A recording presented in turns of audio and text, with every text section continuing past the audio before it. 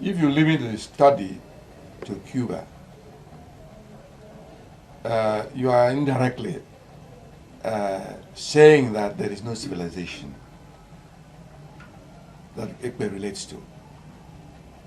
In Africa, you mean? In Africa. Uh-huh. But even in Cuba, because it cannot just suddenly spring out of the blues. For you to say it's a civilization, it must be age defined. It's not something of even 1 century. Mm-hmm. It cannot be called a civilization. Yeah. Because civilization, for it to end, the term civilization must have functioned for a number of centuries. Yes.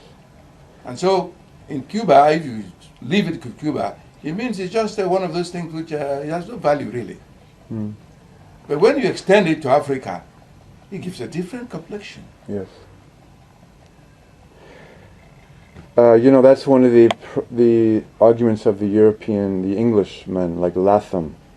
Ekpe started in about, they say 1720. No. You know that literature, you've seen it. Yes, yes. And it's very hard to prove him wrong, but he can't be right, given what we know about the complexity of the culture and its... I don't know how he came by that date. I don't know. Or maybe 1670 or something. I don't know how he came by that date. Or it might be when the Efik came to maybe we thought that you see, in Ékpè, people moved, Migration, you have it in waves. And you cannot move into a strange territory. Considering the Africa of old, that's a wild place. And the forest itself is enough to frighten you. Ékpè is the link, is the communication.